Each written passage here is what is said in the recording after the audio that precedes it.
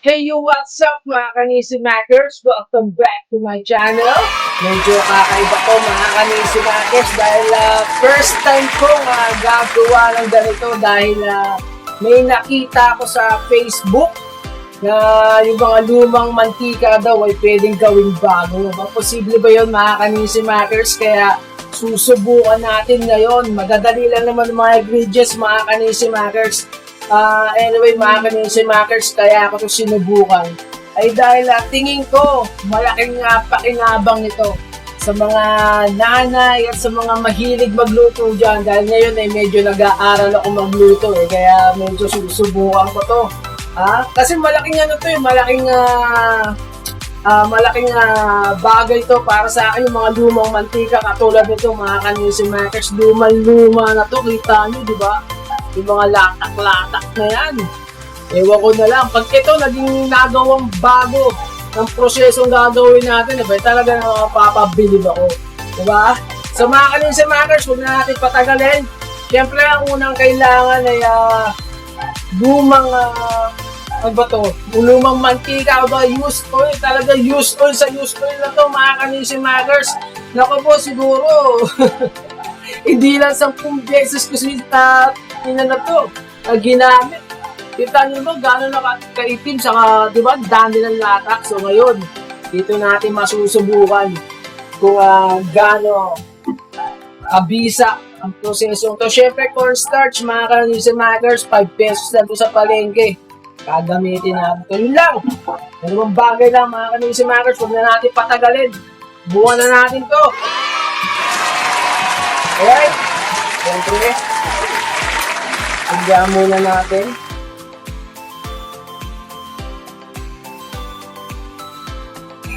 Yun o. Hanggang natin yan. Siyempre, lalagay nyo na ang unang proseso mga kanisimakers lalagay nyo na yung used oil. Yun lang. Sama nyo na yung latak ng dumi. Yan, lahat na yan, mga kanisimakers, pati latak, sinama ko na. Titingnan natin kung gaano kabisa ang kung gaano ka-epekto ang proseso to. Pag itong lumang mantika nagawang bagong-bago. Diba? So, hintayin natin kumulo ang mantika. But anyway, shoutout muna sa lahat ng mga kanisimakers dyan. Sa lahat ng mga sumusuporta sa akin, sa mga patuloy na nanonood ng aking mga video. So, mabuhat nyo mga kanisimakers. Woo! Alright. Hintayin natin kumuluto. A few moments later. Ito na mga kanisimakers. Medyo bumubuo na mga bula. Napakainit ng simakers. Pinatay ko yung electric fan dahil maapektuhan yung ako For the sake of this vlog, mga kanisimakers, kailangan malaman natin talagang epektibo ang prosesong ito. Pag ito talaga epektibo, paulit-ulit ako mga kanisimakers, talagang dali ko nang gagawin ito. Kasi lagi akong bumibili ng mantika sa palengke. Siyempre, mahal ang mantika, di ba?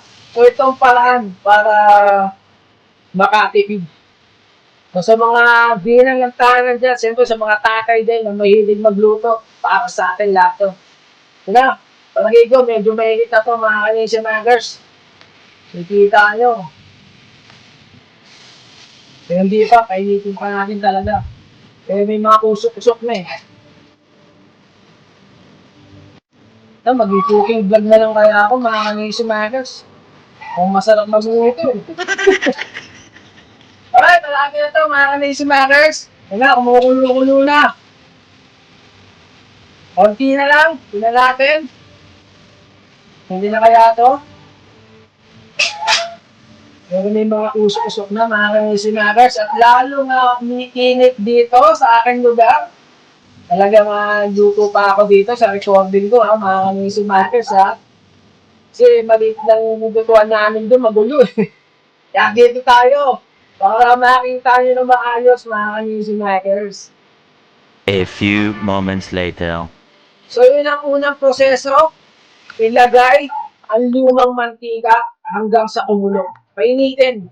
Kumbaga, painitin natin yung mantika na yun. Kasi kailangan yun eh. Parang dumikit daw yung cornstarch na ilalagay natin. So ito, palagi ko minute na to, umukulo na eh. Right, lalagay na natin itong cornstarch. Ito, pangalawang proseso. Ganun lang kadali, mga kanisi makers. Lalagay na natin to.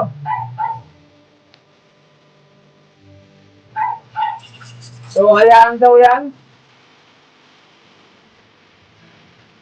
Hayaan daw natin yan na kumulo. Dahil ang gagawin daw ng cornstarch niya ay pagdidikitin niya sa kanya yung mga di ba yung mga dumi-dumi na mantika, gagawin yung bago. So yung titingnan natin mga kanisi makers. Talagang totoo nga. Diba? Kung napadami yung cornstarch.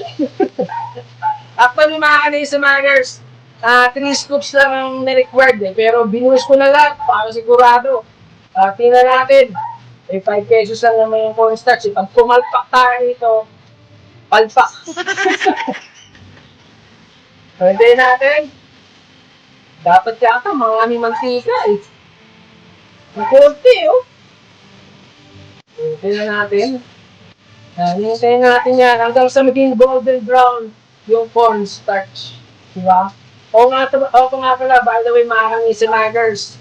Ito raw ay sekreto ng mga big restaurants, mga restaurants talaga na para raw makatipid sa kostela at pagdating sa mantika, sa cooking oil.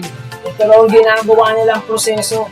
Ilalagyan nila yung used oil ng cornstarch and then yun na, bagong mantika na naman. So titingnan natin mga kanisa makers. Mukhang napadami itong cornstarch natin. Mukhang papalpak. Diba? Hindi na tutuyo na mga kanisi makers. Dapat yata dito ginamit yun. Dapat yung spatula eh.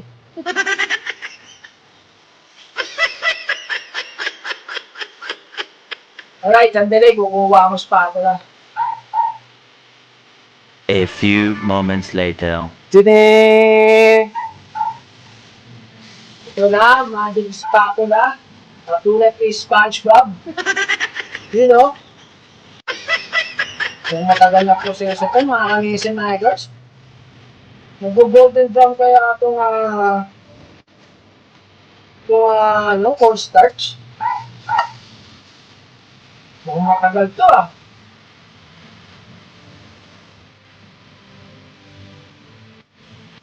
Alright, hintayin natin ito mga kanisi makers. A few minutes later. Ito na nga mga kanisi makers, medyo dumidikit na yung mga dumi-dumi ng ng mantika Pero siyempre, baga pa para magsalita. Pero ito, nakikita ko na nga. Parang dumidikit-dikit na ang mga dumi-dumi ng mga mantika ng used oil. Pero dapat to mga kanisi makers, kung gagawin yung proseso to, dapat yung sa maramihang mantika Para talagang, di ba? Kasi kung magsisave ka nila ng mantika, dapat marami na talaga. Kaya ginamit ko, kukunti lang. Yun lang kasi ngayon sa mga sa nila ako, kaya syempre. Alright, tingnan natin.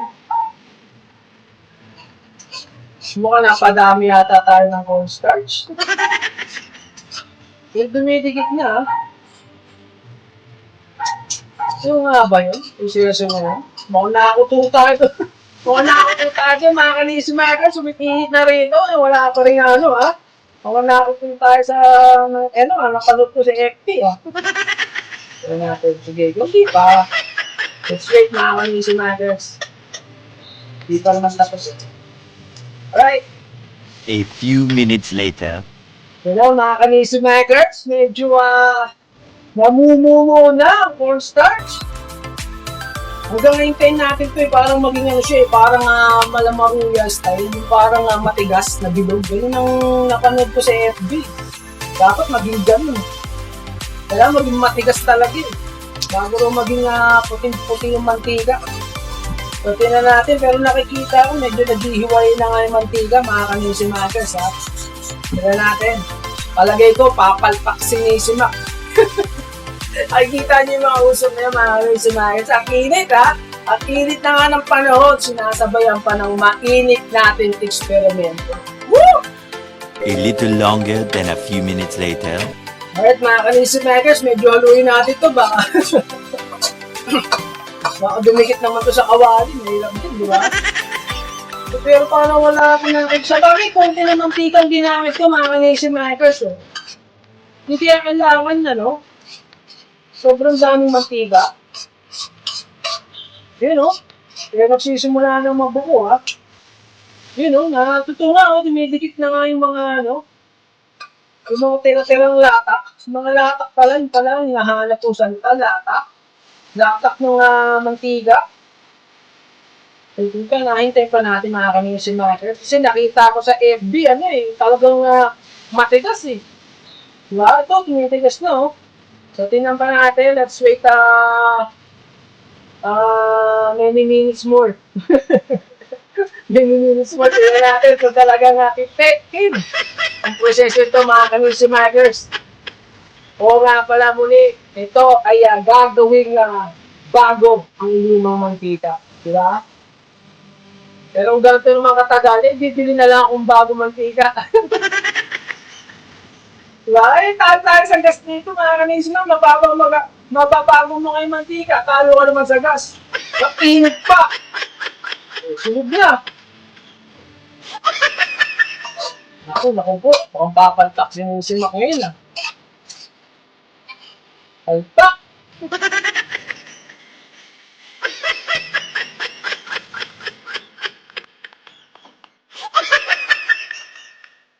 Dahan natin konting apoy.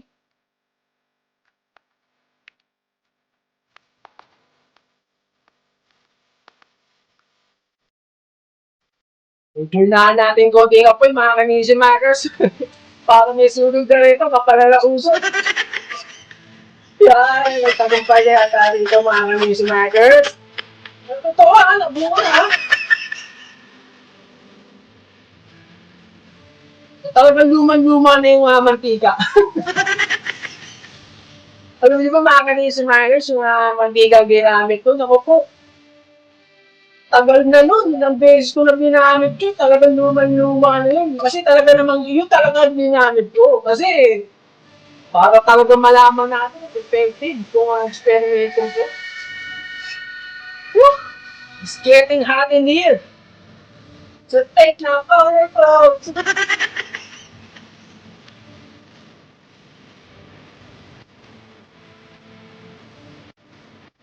Opo. Tama ba itong ginagawa ko ni si Mac?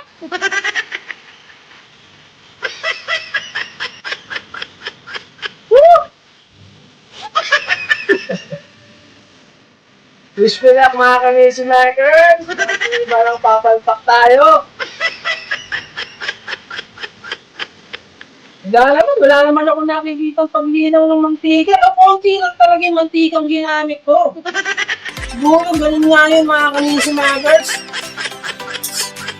Pero in fairness, in-absorb nga ng cornstarch yung mga latak ng used oil. So, in fairness, tama naman yun. Kaso nga na siguro talagang luman-luma na itong mantika ginamit ko. Pabihira itong experiment ko. Pero dapat yata yung isang beses lang na ginamit na mantika, hindi ganito.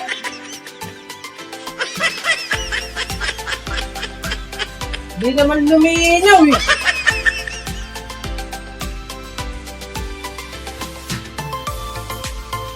So siguro ito na nga ito mga kanisip makers.